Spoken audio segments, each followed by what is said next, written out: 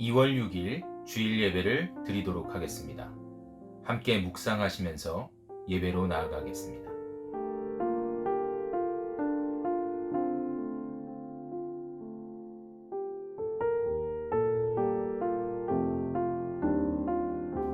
지금도 세상을 다스리시고 함께 하시는 하나님 아버지, 온 세상의 모든 영광을 홀로 취하시고 나라와 민족의 모든 권세를 주님 앞에 내어놓사오니 저희를 통치하여 주옵소서. 하나님의 거룩하신 이름으로 온 우주와 우주에 속한 피조세계를 주관하시고 오늘도 하나님을 향하는 모든 성도들에게 주님의 영광을 드러내 주시옵소서. 믿음이 연약한 자들에게 강한 신뢰로 함께하여 주옵시고 삶이 연약한 자에게 긍휼을 베푸시사 저희의 모든 필요를 채우시며 심령이 가난한 자가 누리는 천국을 누리도록 언제나 주만 바라보는 믿음을 허락해 주옵소서. 세상의 불공평함보다 주님의 공의로우심을 신뢰합니다. 우리가 바라볼 곳은 하늘나라요 우리가 따라갈 문은 오직 주 예수 그리스도임을 알고 있사오니 주님의 제자로 삼으시고 주님의 은혜로 충만하게 하여 주시옵소서. 오늘도 아름다운 예배와 섬김으로 주님께 나아가게 하여 주옵시고 하나님의 말씀 앞에서 저희의 억눌리고 죄 많은 심령이 무너지게 하여 주옵소서. 교만함과 게으름으로 하나님을 바라보지 못하는 모든 삶의 오류들을 바로잡아 회개케 하시며 죽음까지도 이기신 예수 그리스도의 담대함을 닮아 다시 죄의 자리에 들지 않도록 인도하여 주옵소서. 하나님을 잊어버리고 살면서도 하나님 곁으로 가고자 이날 하루만큼이라도 주님을 온전히 바라보고자 합니다. 이 모든 것이 은혜임을 깨닫고 다시 돌아가고자 하는 모든 성도들의 마음을 살펴주시고 단 한 번도 저희를 그냥 내버려 두신 적이 없으신 하나님 아버지의 성실하심과 인내와 사랑을 오늘 이 시간 기억하도록 역사하여 주옵소서. 처절하고 끊임없는 하나님 아버지의 놀라운 사랑을 속히 기억하고 깨달아 하나님께 돌아가야만 하는 모든 성도들이 반드시 자신의 길을 찾아가게 하시고 그 길 속에서 하나님 앞에 겸손히 모든 것을 의지하며 나아가도록 믿음을 허락하여 주옵소서. 성령 충만함으로 역사하여 주실 것을 믿사옵고 오늘 이 시간 하나님께 함께 예배 드릴 때에 인도하여 주셔서 놀라운 은혜와 사랑으로 기적이 일어나게 하여 주시기를 원하오며 모든 말씀 우리 주 예수 그리스도의 이름으로 기도드렸습니다. 아멘. 다 같이 주님 마음 내게 주소서. 완전하신 나의 주 찬양드립니다.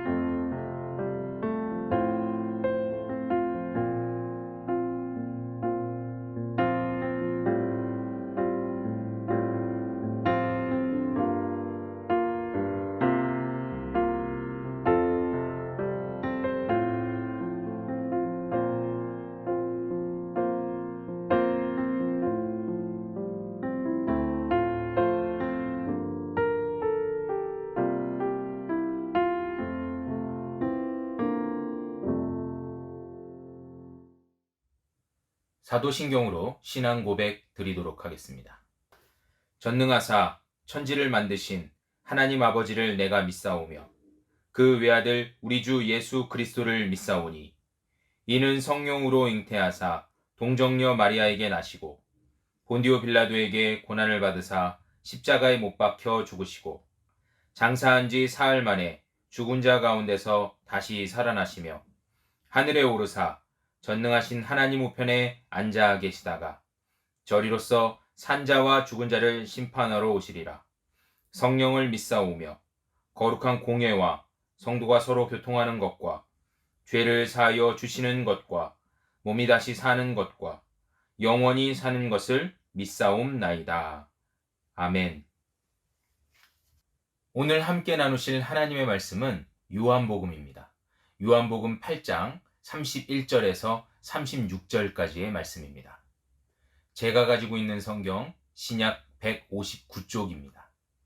요한복음 8장 31절에서 36절까지의 말씀을 봉독해 올리도록 하겠습니다. 그러므로 예수께서 자기를 믿은 유대인들에게 이르시되 너희가 내 말에 거하면 참으로 내 제자가 되고 진리를 알지니 진리가 너희를 자유롭게 하리라. 그들이 대답하되 우리가 아브라함의 자손이라 남의 종이 된 적이 없거늘 어찌하여 우리가 자유롭게 되리라 하느냐. 예수께서 대답하시되 진실로 진실로 너희에게 이르노니 죄를 범하는 자마다 죄의 종이라. 종은 영원히 집에 거하지 못하되 아들은 영원히 거하나니 그러므로 아들이 너희를 자유롭게 하면 너희가 참으로 자유로우리라. 아멘. 오늘 함께 나누실 말씀의 주제는 진리가 자유롭게 하리라. 진리가 자유롭게 하리라입니다. 사랑하는 성도 여러분, 안녕하십니까? 지난 한 주간 평안하게 보내셨는지요? 지난주에는 특별히 눈도 내리는 날이 많았고 또 기상이 별로 좋지 않았습니다.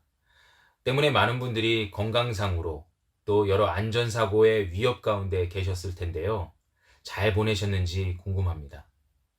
이번 한 주간에는 특별히 민족의 명절, 설이 기다리고 있는데 많은 분들이 마음이 들떠 계실 거고 또 고향에 계신 부모님들과 또 일가 친척을 방문하시기 위해서 이동하고 싶으시겠지만 아마 또 그것도 코로나 때문에 어려워서 다니실 수가 없으실 줄로 압니다. 이런 어렵고 힘든 시기가 지나면 여러분 좋은 날도 올 줄로 믿어요. 하나님께서는 이렇게 겨울을 보내고 나면 반드시 봄을 허락하시는 분이신 줄로 믿습니다. 그날이 오기까지 우리 모두 주님 앞에서 겸손하게 낮아져서 주님의 얼굴만 바라볼 수 있는 저와 여러분들이 되시기를 주님의 이름으로 축복합니다. 저는 얼마 전 비록 지금은 예수 그리스도를 온전히 믿지 못해서 교회에 나가고 계시진 않지만 지금 자신의 문제 때문에 힘들어하고 굉장히 아파하는 어떤 한 분과 말씀을 나눌 기회가 있었습니다. 사실 이분과는 굉장히 오랫동안 이렇게 인사와 또 안부를 묻는 사이였는데요. 이렇게 시간이 쌓이고 쌓여서 어느 순간 그분의 마음이 열려서 비록 제가 교회 목사이지만 이렇게 가까워졌다라고 생각을 하니까 마음의 깊은 상처와 또 고민들을 이야기할 기회가 있었습니다. 사실 저는 이분을 굉장히 오랫동안, 수년 동안 알고 있었기 때문에 이분에 대해서 잘한다라고 생각을 했던 것 같습니다. 수년 동안 서로 인사하고 또 안부를 묻고 어디에 사시는지 또 대충 어떻게 사는지에 대한 이야기를 알고 있었기 때문에 이분이 어떤 생각, 어떤 문제를 겪고 있을 거다라고 예측하고 있었던 거죠. 그런데 사실 이분이 이 안에 있는 이야기들을 하시니까 이런 문제가 있었구나, 이런 어려움이 있었구나 라면서 제가 너무 이분에 대해 몰랐다라는 생각이 들더라고요. 사실 성도님들은 대부분 이 목사님들이랑 상담을 하실 때 하나님께서 나에게 어떤 말씀을 주실까? 이 문제에 대한 어떤 명쾌한 해답을 얻을 수 있을까? 이렇게 기대하면서 목사님들을 만나시는 경우가 많습니다. 그런데 이렇게 믿지 않는 사람들은 목사를 만나서 정확하게는 그냥 나랑 가깝게 되고 친하게 되고 또 뭔가 들어줄 수 있는 사람을 만나서 자신의 이야기를 꺼낼 때 어떤 생각을 갖고 꺼내냐면요. 그냥 좀 들어줬으면 좋겠다. 답을 얻기보다 내 이 속 안에 있는 것들을 좀 풀어냈으면 좋겠다. 풀면서 내가 좀 정리를 하면 좋겠다. 라고 생각을 하면서 만나시더라고요. 이분의 이야기를 들어보니까 역시 우리 인간사에서 굉장히 이 중요한 문제들이자 또 어려움, 공통적으로 느끼는 어려움, 그러니까 흔히 말하는 뭐 물질적인 문제, 돈 문제, 그리고 이성적인 문제, 또 부부간에는 부부관계 문제, 또 자녀 문제, 크게 벗어나지는 않았어요. 근데 특히 이분은 자녀 문제, 돈 문제가 아니라 이 부부간의 문제였는데요. 부부간에 많이 싸우고 다퉜던 것 같습니다. 수도 없이 싸우고 다투다가 이 몇 년이 지난 후에 이제 헤어지게 된 거죠. 지금은 헤어져서 살고 계시는데, 그렇다면 이제 헤어져서 살았으니까 문제가 다 해결될 것 같잖아요. 그런데 사실 그 문제가 다 해결이 안 됐던 겁니다. 우리는 보통 그렇게 생각해요. 어떤 문제가 있는데 그 문제에서 이렇게 좀 벗어나게 되면 그 문제를 더 이상 보지 않으니까 해결됐다라는 착각을 하게 된다는 거죠. 그런데 사실 여러분, 그 문제에서 벗어났더라도 그 문제를 해결한 게 결단코 아니잖아요. 그 문제를 좀 덮어둔 것이지 그 문제를 해결한 게 아니라는 겁니다. 우리의 죄의 문제도 마찬가지죠. 이분이 지금 계속 고민하고 있는 문제는 이 배우자의 어떤 잘못된 행실, 그것 때문에 내가 이렇게 고통받았다라는 것보단 지금은 어떤 상태냐면 내가 이 사람과 살면서 겪었던 많은 문제들 속에서 내가 해결하는 것에 대한 그 모습 속에서 겪었던 내 안에 있는 이 죄의 문제. 그것으로 인해 굉장히 고통스러워하고 어려워하더라고요. 자녀들 앞에서 싸우고 다퉜던 그 문제들. 그리고 부모님께 상처 줬던 문제들. 그리고 지금 사실은 저 사람과 떨어져 있지만 저 사람으로 인해 물론 고통받았다고 생각은 하지만 저 사람에게 마찬가지로 나도 지었던 그 죄에 대한 문제. 그 문제로 인해서 고통받고 있던 상황이었습니다. 많은 사람들이 생각할 때 내가 어떤 문제에 대해서 그것을 좀 벗어나거나 혹은 덮어두면 그것이 지금 당장 안 보이니까 해결되었다라고 착각을 해요. 그런데 그걸 덮어놓으면 덮어놓을수록 시간이 지나면 시간이 지날수록 그것이 숙성이 됩니다. 신기하죠?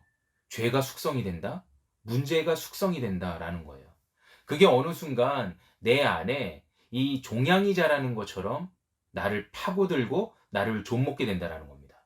때문에 여러분, 그런 문제를 만났을 때 그냥 덮어두면 안 돼요. 덮어두지 마시고 주변에 가장 가까운 정확하게는 지인들이나 아니면은 목사님들 이렇게 만나서 좀 그런 문제들을 좀 털어놓으시면 여러분 마음이 한결 가벼워질 뿐만 아니라 그 죄의 문제든 혹은 삶의 문제든 그것들이 자연스럽게 주님의 은혜 가운데 해결되는 것들을 보게 된다는 겁니다.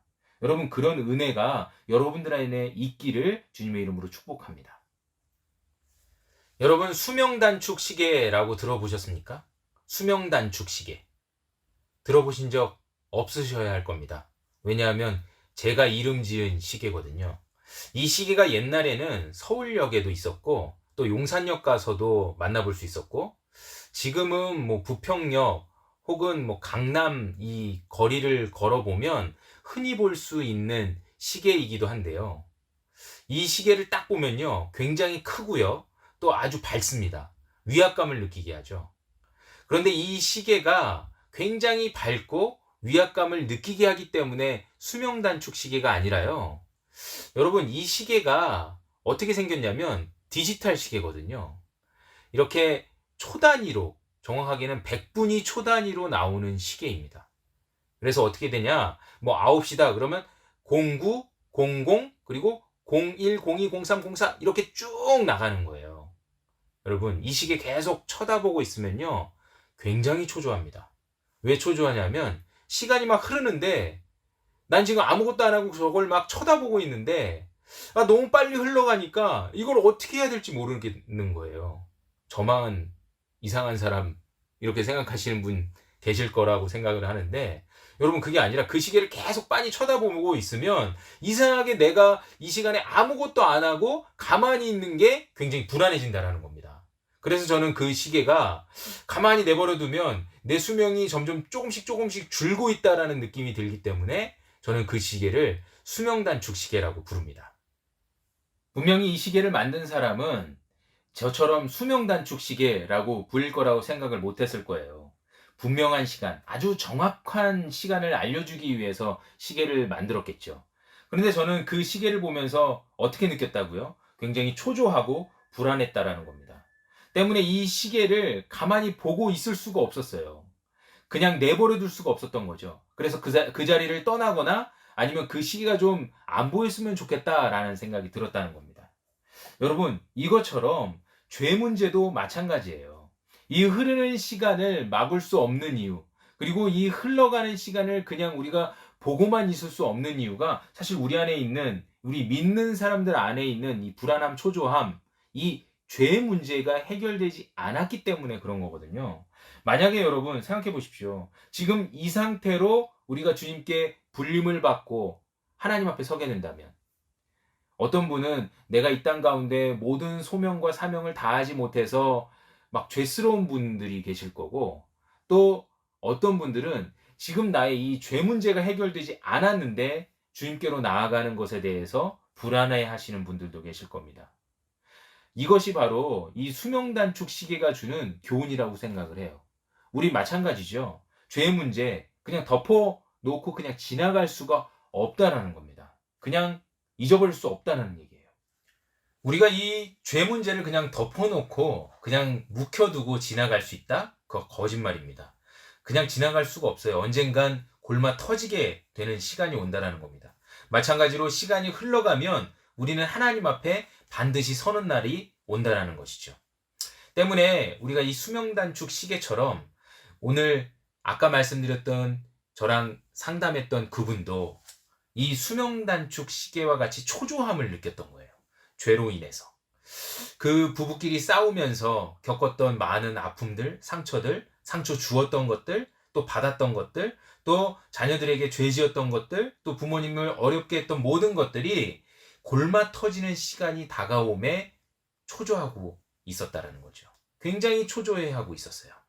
그런 모습을 보았을 때 여러분 어떻습니까? 어떻게 해야 되나요? 어떤 답을 줄 수 있을까요? 저는 답을 주고 싶었지만 아까 말씀드린 대로 이분이 원하는 건 답이 아니었기 때문에 답을 드릴 수 없었어요. 우리 믿는 사람이라면 답을 분명히 갖고 있겠죠? 여러분 갖고 있으시죠? 여러분 가을날엔 긴 햇볕이 이렇게 집안에 깊게 들어옵니다. 가을엔 햇볕이 길잖아요. 이렇게 긴 햇볕이 집에 들어오면 가구에 이렇게 쌓인 먼지들이 보여요. 이상하죠? 가구에 쌓인 먼지들이 보이면 여러분 어떻게 하십니까? 저는 그 먼지들 그냥 보고 못 지나가거든요.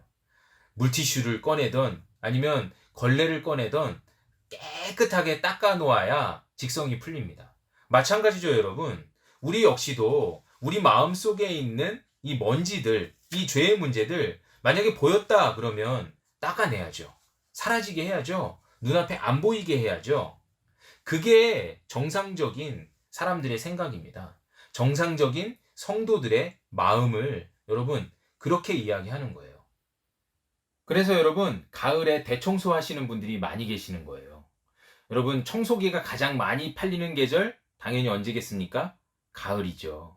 청소용품이 가장 많이 팔리는 계절이 그래서 가을이라고 합니다. 여러분 가을에 이렇게 먼지가 쌓인 것을 보고 나니까 청소를 하게 된다면 여러분 그날은 정말 우리 허리가 휘는 날일 겁니다. 청소하는 게 너무 힘든 날이겠죠. 그렇게 안 하려면 어떻게 합니까? 평상시에 더러운 것을 보면 그리고 가구 등 이 틈 사이마다 좀 미리미리 조금씩 닦아 놓으면 이렇게 한꺼번에 청소해야 되는 대청소 날 사실 안 해도 되겠죠. 그런데 우리의 심령은 어떻습니까? 대부분 보고 그냥 지나쳐요. 다음에 하면 되지. 한꺼번에 하면 되지. 그 자리에서 즉시 하면 되는데 그렇게 못하는 거죠. 게을러서일 수도 있고 당장 내가 큰 피해가 없기 때문에 그럴 수도 있습니다. 그런데 여러분 그렇게 안 하면 어느 순간 크게 우리가 청소해야 되는 날, 어느 순간 크게 후회하는 날이 온다라는 겁니다. 우리는 누구나 죽음을 맞이하게 될 것이고 그 죽음 앞에 서는 날, 하나님 앞에 서는 날 우리는 우리의 문제들, 정확하게는 이 죄의 문제들에 대해서 하나님께 이렇게 보여드리는 날이 오게 될 거라는 거죠. 그랬을 때 여러분, 우리가 다 미리미리 조금씩이라도 회개하고 주님 앞에 나아갔다면 큰 문제가 없을 텐데, 이걸 하지 않았다면, 이 문제에 대해서 우리가 깊은 고민과 묵상이 없었다면, 여러분, 우리는 하나님 앞에 아마도 크게 부끄럽게 설 수밖에 없는 그런 이 종의 모습을 벗어나지 못할 것입니다. 우리의 가장 큰 문제는 그날이 언제인지 아무도 알 수 없다라는 겁니다. 우리가 우리의 죄 때문에, 죄의 문제 때문에 주님 앞에 섰을 때 우리가 어떤 어려움을 겪을지 그것도 알 사람이 없어요. 때문에 우리는 늘 무방비 상태로 어떻게 살아야 되는지 늘 궁금해하며 어려워하며 이렇게 살아가고 있습니다. 대부분 저랑 만나서 상담하시는 분들 혹은 면담하시는 분들이 이 죄의 문제 때문에 힘들어하고 어려워하고 계셨습니다. 때문에 그 문제만 해결되면 다 해결될 것처럼 보였지만 사실 그 문제를 알고도 또 그 문제가 어떻게 해결될지 뻔히 그 답을 알고도 해결을 못 하시는 분들이 많이 계셨어요. 오늘 본문 8장에 그런 사람들이 나옵니다. 바로 유대인들이었죠. 당시 유대인들은 예수님을 기다리고 있었어요. 정확하겐 메시아를 기다리고 있었죠. 그 메시아를 기다렸던 사람들이 이제 메시아를 만났습니다. 메시아를 만나서 이제 그 메시아를 믿기만 하면 되는 거예요. 따라가기만 하면 되는 겁니다. 그런데도 이 사람들은 그 문제간에 또 이 죄 때문에 예수님을 보고도 모르는 척합니다. 예수님께 나아가려는 그런 생각보다 그냥 어떻게든 그 사람을 이용해서, 그분을 이용해서 내가 천국에만 갈 수 있으면 좋겠다라는 생각으로 그들 마음속에 늘 자리 잡고 있었다라는 거죠. 때문에 예수님을 만난 이 사람들이 예수님께서 나를 따라오려거든 이렇게 해야 된다. 혹은 내가 지금 가는 곳은 천국이다 라고 했을 때 거저 따라가려고 했어요. 거저 믿으려고 했다라는 거죠. 아무 희생 없이 아무것도 하지 않고 지금 바로 이 상태에서 그대로 예수님께 이 공짜로 티켓을 얻어서 그냥 무임승차하고 싶었던 거예요. 때문에 그 사람들을 보면서 오늘 예수님께서는 이렇게 말씀해주고 계시는 겁니다. 예수님께서는 본인이 이 땅 가운데 세상의 빛으로 오셨다라고 말씀을 하고 계십니다. 세상의 빛으로 오셨다. 여러분, 빛은 세상의 모든 어두움을 이렇게 밝혀주는 그런 역할을 하죠. 때문에 우리의 모든 죄악도 예수님의 빛 때문에 밝혀지게 되었습니다. 아주 낱낱이 그리고 소상하게 밝혀지게 되었죠. 그 예수님을 따라가기만 하면 우리의 모든 죄가 그 빛으로 인해 이제 다 드러나서 또 소멸되기 때문에 우리는 그 예수님만 쫓아가면 되는 것입니다. 그래서 주님만 따라가면 되는 것이었어요. 그런데 이 유대인들은 이 예수님 따라가기가 어려웠던 거죠. 왜냐하면 예수님을 믿을 수 없었기 때문에 그렇습니다. 그들이 기다렸던 그 메시아가 왔지만 이분이 메시아인가? 하는 일은, 그리고 하는 행동은 메시아 같이 보이지만 정확하게 믿을 수 없었던 거예요. 아니, 사실 볼 수 없었죠. 왜냐하면 그들 안에 있는 이 죄악된 심성, 이 죄악된 마음이 당시엔 성령께서 역사하실 수가 없었기 때문에 그들의 마음에 조명을 해주실 수가 없었던 겁니다. 이 죄가 가리워지니까 예수님을 보고도 믿을 수 없었던 거예요. 그래서 예수님을 바라보고도 마치 수명단축 시계를 바라보았던 저의 모습처럼 굉장히 초조하고 불안해했던 겁니다. 그리고 마치 이 가을날 이 긴 햇볕에 이 가구에 먼지가 쌓였는데도 아무것도 하지 않고 그냥 내버려두는 그런 게을러진 심성처럼 아무것도 하고 있지 않았다는 것이에요. 그들에게 오늘 예수님께서는 말씀하십니다. 진리를 알지니 너희가 진리로 인해 자유케 될 것이다. 여러분, 이 말씀이 무슨 말씀인지 너무도 잘 알고 계시죠? 자, 여러분, 길가에서 많은 사람들을 우리가 스치고 지나가잖아요. 그런데 그 사람들 중에 어느 한 사람이라도 한번 붙잡고 물어보십시오. 여러 사람이면 더 좋고요. 천국 가고 싶으세요? 지옥 가고 싶으세요? 그냥 우리가 예수님 얘기 하나도 없이 만약에 당신이 천국에 가고 싶냐, 지옥에 가고 싶냐 이렇게 묻는다면 그 어떤 사람도 뭐 교회를 다니던 안 다니던 불교를 믿던 뭐 어디를 다니던 관계없이 지옥 가고 싶어 하는 사람은 단 한 사람도 없을 것입니다. 대부분 다 천국 가고 싶어 하지요. 그런데 천국 가고 싶어 하는 사람들이면 그냥 갈 수 없다는 거예요. 진리를 알아야 된다고 얘기를 했잖아요. 오늘 예수님께서 본문의 말씀 중에 이런 말씀을 하십니다. 나와 같이 아버지 곁으로 가고 싶다면 내 말에 거하라 라고 말씀하고 계세요. 여러분, 내 말에 거하라 라는 말은 단순히 내 말을 들어라가 아니라 내 안에 있는 진리의 말씀 속에 지속적으로 굉장히 오랫동안 그 안에 있어야 한다라는 말씀을 하시는 거예요. 우리가 학창 시절에 학원에 다니신 분들이 많이 계실 겁니다. 아니면 우리 자녀들 학원에 보내시는 분들도 많이 계실 거예요. 그러면 여러분, 학원은 언제까지 다녀야 됩니까?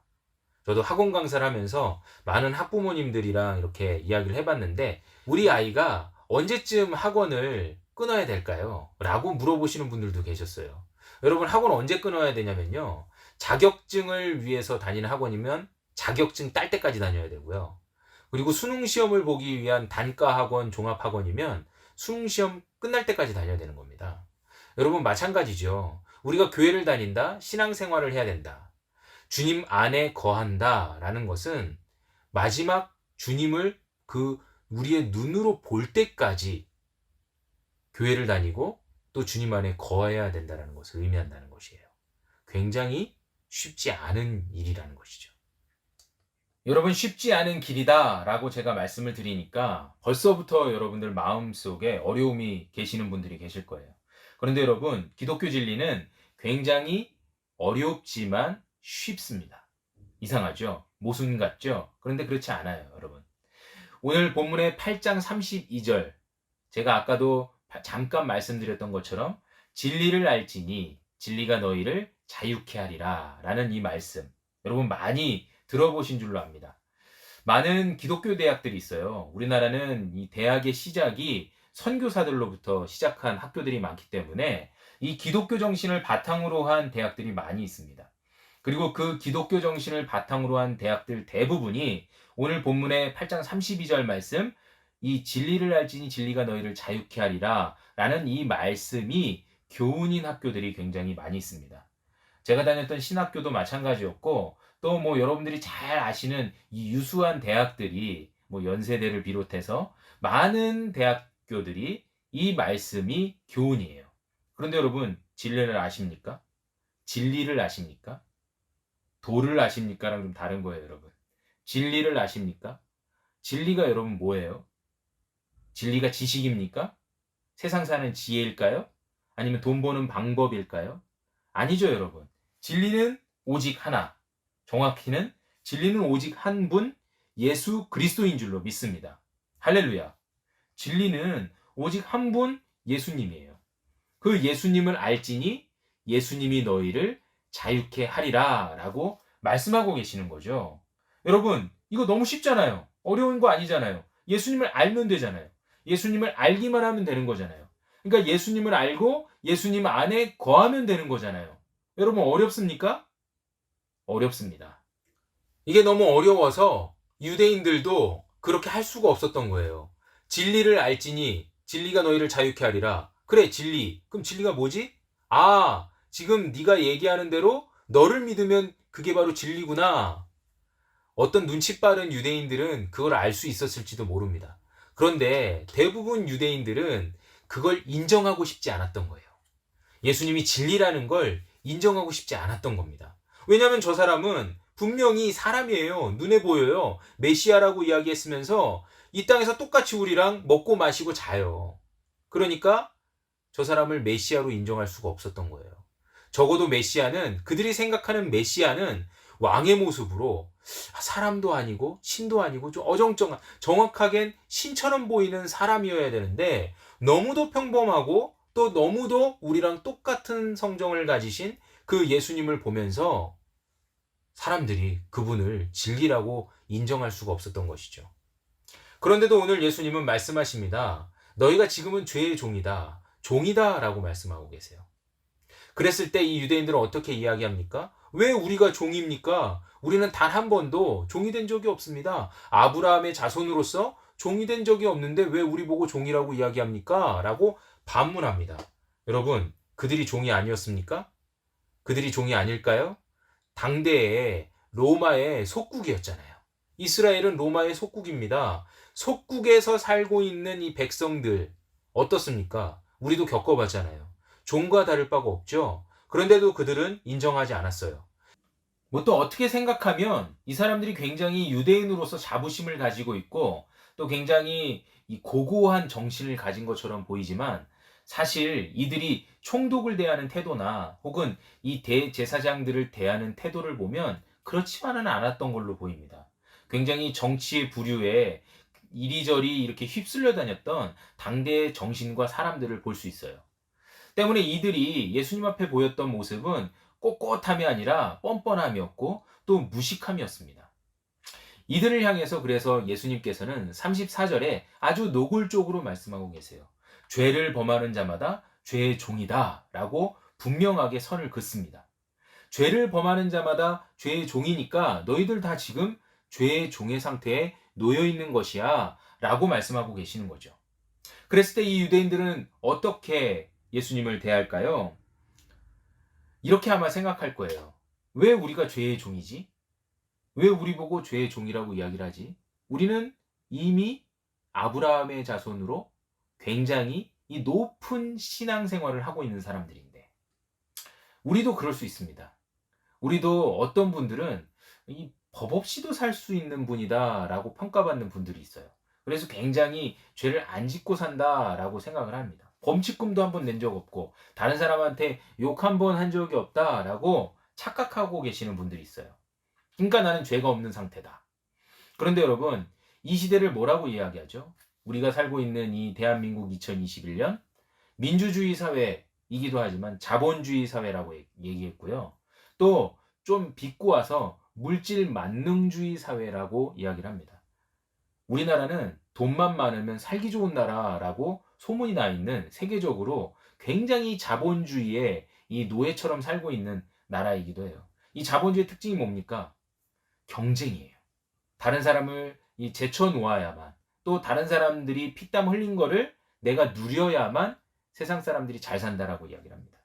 지금도 여러분 우리는 다른 사람들을 생각 안 하고 제치고 있어요. 경쟁하고 있죠. 우리 자녀들 보고 공부 잘해라 라고 이야기를 합니다. 여러분 공부에는 절대 평가가 없어요. 우리나라는. 다른 사람들을 제쳐야만 내가 그 사람 위에 있는 겁니다. 그럼 그 사람은 상처를 안 받을까요? 그럼 죄 지은 게 아닐까요? 내가 플라스틱 병을 쓰고 또 내가 쓰레기를 내놓고 또 내가 자본에 따라서 이리저리 다니면서 본의 아니게 거짓말들 하고 또 하나님의 방식이 아닌 세상의 방식 혹은 편법이라고 이야기하는 정확하게 법을 안 지키는 건 아니지만 그렇다고 특별히 지킨다라고 이야기할 수 없는 그런 방식으로 우리가 대부분 살고 있지 않습니까? 때문에 우리도 당연히 죄의 종이에요. 죄 없이 살아갈 수 없는 그런 무력하고 미련한 존재라는 것입니다. 이제 다시 아까 그분에 대한 이야기로 다시 넘어가면요. 그분도 이 죄의 문제에 대한 이야기를 이렇게 아주 조심스럽게 꺼내면서도 처음엔 이렇게 이야기하시더라고요. 저 사람 때문에 내가 이렇게 됐다. 어쩔 수가 없었다. 그렇게 할 수밖에 없는 상황이었다라고 이야기를 하셨습니다. 저도 덩달아 이해는 됩니다. 충분히 그러실 수 있죠. 당연히 그 상황에선 저 역시도 그럴 수 있습니다. 라고 말씀은 드렸지만 그분이 정확하게 이 죄에 대해서 직면하지 못하면 자신의 이 문제가 해결이 될 수 없잖아요. 그 문제 앞에 서 있지 않으면 그 문제를 넘어갈 수 없는 겁니다. 그렇기 때문에 저는 그분이 그 문제 앞에 설 수 있도록 그래서요. 이 모든 일들이 정말 저 사람 때문입니까? 정말 환경 때문이었을까요? 상황이 그렇게 당신을 이 죄 가운데로 몰아서게 하셨을까요? 라고 이렇게 반문을 했죠. 그랬더니 그분이 깊게 생각을 하시더니 한참 동안 말씀을 못 이으시더니 이 모든 것들이 다 자기가 범한 이 잘못이라고 이야기를 하더라고요. 그러면서 이렇게 뜨겁게 눈물이 흐르는데 저도 보면서 저도 마찬가지입니다. 저도 죄인이에요. 라고 이야기하면서 그분과 이 허심탄회한 이야기를 했던 기억이 있습니다. 저는 그렇게 그분과 함께 눈물을 흘리면서 위로를 하고 또 앞으로 잘 될 것입니다. 라고 말씀드린 것 외에 그분께 더 이상 해드릴 것이 없었습니다. 왜냐하면 그분은 하나님을 알지 못하고 예수 그리스도 안에 계신 이 성도님이 아니셨기 때문에 제가 더 이상 그 어떤 권면도 또 그 어떤 답도 드릴 수 없었던 것이죠. 여러분, 우리에게 무슨 답이 있을까요? 오늘 예수님께서는 우리에게 다른 답이 없다라고 말씀을 하고 계십니다. 오늘 본문 35절에 이 말씀이 있죠. 종은 영원히 집에 거하지 못하되 아들은 영원히 거하나니 라는 말씀이 있어요. 그러니까 우리는 죄의 종이기 때문에 아버지의 집, 주인의 집에 영원히 거할 수 없는 존재들이라는 겁니다. 그렇지만 아들이신 예수님은 영원히 주인의 집에 거할 수 있는 분이시라는 거예요. 때문에 우리는 다른 길, 다른 방법은 없다라는 겁니다. 우리가 아버지께로 가려면 단 한 길, 36절의 말씀처럼 예수님께서 우리를 자유롭게 하시면, 그러니까 아버지의 아들, 주인의 아들이 우리를 종의 자리에서 풀어주시면 우리 역시도 이제 주인의 집에 함께 종으로서가 아니라 자녀로서 거할 수 있는 권세를 얻게 된다는 것이에요. 사랑하는 성도 여러분, 이게 여러분들에게 큰 축복이고 또 주님께서 우리에게 주신 정말 뜨거운 은혜의 선물인 줄로 믿습니다. 이렇게 여러분 답은 정해져 있습니다. 할렐루야. 너무도 좋아요. 이제 예수님 안에만 거하면 되는 거예요.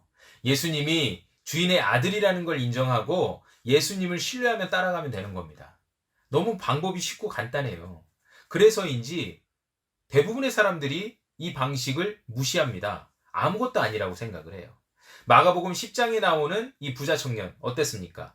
내가 만약 예수님을 직접 만났더라면 믿었을 것 같죠? 근데 이 부자 청년도 예수님을 믿고 따라가고 싶었지만 자신이 가진 재물 포기할 수 없었어요. 자신이 누렸던 그 안락함 버릴 수 없었던 겁니다.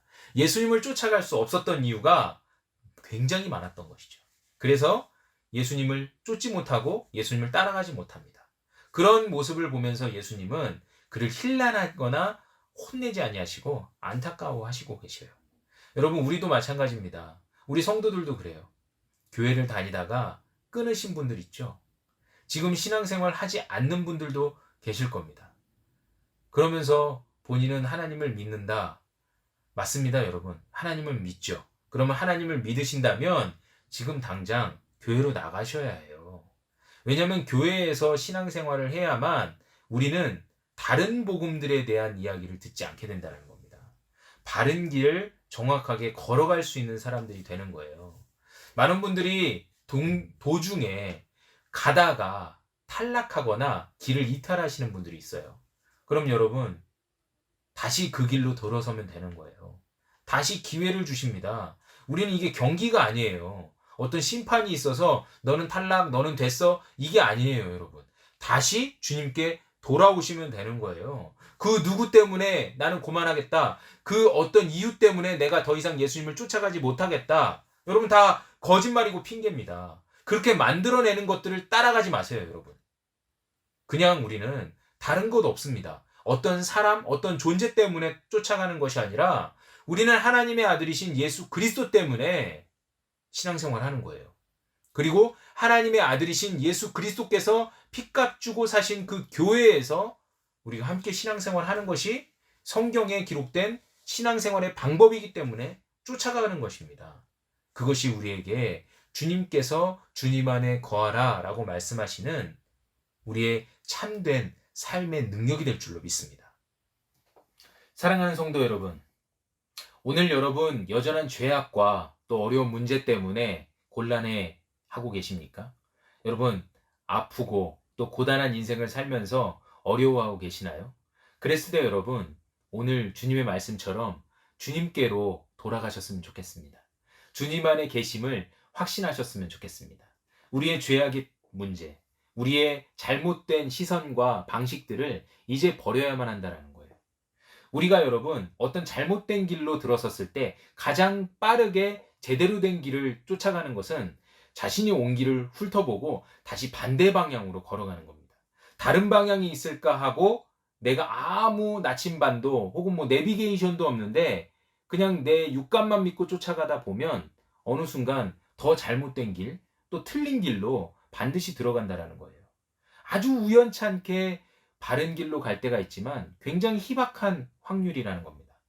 가장 좋은 길, 빠른 길은 내가 돌아왔던 길을 돌아보고 다시 그 길로 반대로 걸어간다라는 거죠. 여러분 지금 죄악된 길, 잘못된 길로 걸어가고 있다면 이걸 복귀해서 반드시 원래 그 길을 선택했던 그 원위치의 길을 찾아가십시오. 그리고 그 원위치의 길에서 이제 예수님을 바라보고 쫓아가는 거예요.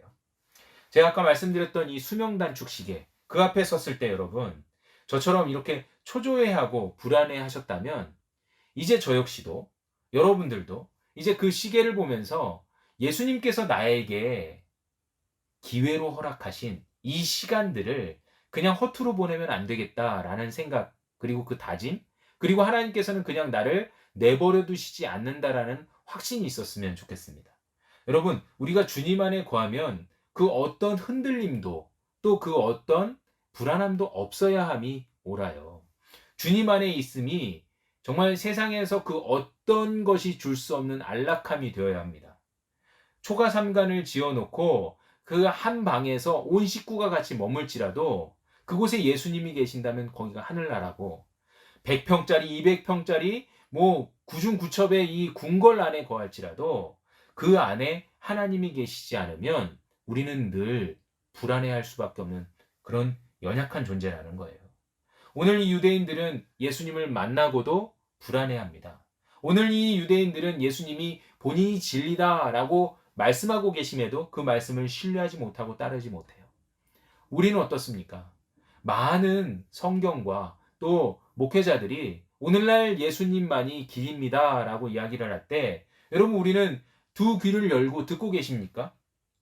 우리의 마음을 다해서 예수님을 쫓아가려고 이렇게 수고하고 계시나요? 진리가 우리를 자유케 하고 싶어서 오늘 이 땅 가운데 여전히 우리에게 말씀해주고 계심에도 우리는 그 말씀에 귀를 기울이지 못하고 있다면 여러분 정말 예수님 이 유대인들을 보는 것만큼이나 정말 우리를 안타까워하고 계실 줄로 생각됩니다. 오늘 여러분 지금 이 자리에 서 있는 이 상황에 지금 많은 문제와 고민거리와 어려움이 있고 우리 안에 이 영혼 가운데 쌓여진 많은 이 문제들 때문에 내가 고통받고 있다면 이 모든 먼지들을 걷어낼 수 있는 예수 그리스도를 바라보십시오. 쌓여져 있는 먼지는 닦아야만 해결이 되는 겁니다. 오늘 이 흐르고 있는 이 시간 속에서 빠르게 주님 앞에 나아가면 오늘 주님께서는 여러분들 그냥 내어두시지 않고 속히 주님의 나라로 또 주님의 길로 밝은 빛으로 인도하실 줄로 믿습니다. 오늘 그 주님을 따라가고 또 한 주간도 진리 안에서 거하면서 진리가 우리를 자유케 하시는 그 놀라운 은혜와 그 평안함 속에 행복함 속에 언제든지 그 안에서 누리시고 주님을 바라보시는 저와 여러분들이 되시기를 주님의 이름으로 축원합니다. 아멘. 기도하시겠습니다. 오늘도 함께 하시는 하나님 아버지, 이 시간 예배 위에 함께 하시고 또 인도하여 주심에 감사를 드립니다. 특별히 오늘 주님께서 주신 말씀처럼 우리가 죄의 자녀임을 아버지 알면서도 늘 죄의 종으로 살기를 싫어하면서 발버둥 치는 미련함을 보고 있습니다. 그럼에도 우리가 이제 더 이상 죄의 자녀가 아니라 예수 그리스도를 믿음으로 말미암아 하나님의 자녀가 되는 권세를 주신 것을 기대하며 주님 앞에 나아갑니다. 하나님, 더 이상 죄 짓지 않는 상태가 아니라 더 이상 죄 짓고도 회개하지 않는 상태를 벗어나게 하여 주시옵소서. 주님께 나아가는 믿음이 있게 하여 주시고 진리를 알지니 진리가 우리를 자유케 하실 것이라는 주님의 말씀대로 하나님, 우리가 예수 그리스도를 본받아 깨달아 주님의 말씀을 우리 안에 수납하고 또 주님의 말씀대로 살아갈 수 있는 능력이 있기를 소망합니다. 하나님, 오늘도 각지에서 주님 앞에 예배드리는 사랑하는 주의 자녀들을 위해 함께 하시고 하나님 저들의 삶 속에 역사하여 주셔서 이번 한 주간 특별히 설 명절 기간 동안 하나님 죄를 멀리하고 주님을 더 바라보는 믿음의 아들 딸들이 다 되게 하여 주시며 하나님 우리가 어디서나 어떤 자리에 서든지 예수 그리스도의 자녀로 또 제자로 삼아 주님 앞에 나아갈 수 있는 담대함이 있도록 주님께서 역사하시고 인도하여 주시옵소서. 오늘도 하나님 앞에 온전히 나아가기를 기뻐하오며 예수 그리스도의 이름으로 기도하였습니다. 아멘. 우리 죄 위에 죽으신 주 찬양 올립니다.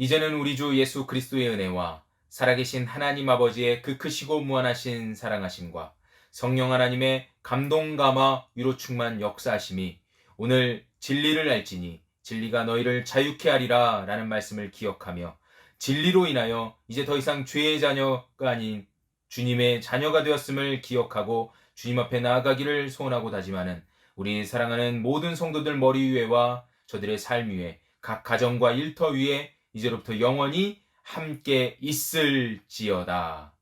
아멘.